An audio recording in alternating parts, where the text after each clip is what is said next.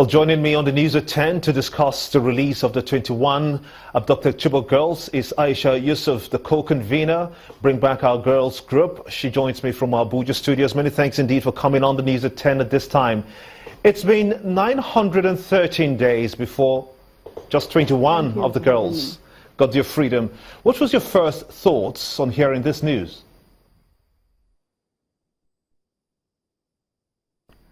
Our first thought was one of elation, one of happiness, but at the same time, you know, there's that tinge of sadness, knowing fully well that we still have 197 that are out there and waiting to be brought back home.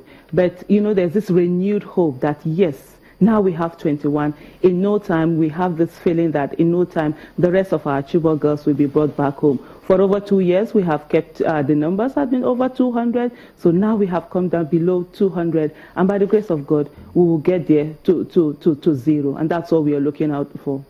Interesting. Well, the Minister of Information, Lai Mohammed, says that the release is in no way a swap deal. As a matter of fact, he said it was on the heels of confidence building as well as collaboration by different groups. Do you suppose that more girls would have been freed going by the words of the minister?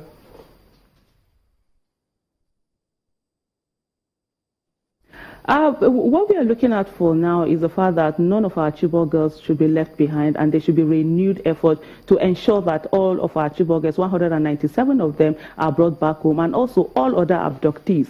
We have consistently said that there are three options towards bringing back our Chibok girls, and one of the options is military rescue or negotiation, or a combination of both military rescue and negotiation. But one of the options that we have said it's a no option is the option of doing nothing. And of course now we have 21 of our Chibok girls brought back home. So we have that renewed hope that the rest of them will be brought back home. We have always said that it is the government that has all the information and will be able to make informed decision at what is the best form to ensure that our Chibok girls are rescued. And we know all of them have their different risks, and we said the government at all times, we have always said that the government has all that it has to be able to make this decision. But all we want is that to ensure that each and every one of our Chibok girls is accounted for. Bring Back Our Girls movement have always had its confidence in our federal government, and that is why consistently we kept on demanding from our federal government,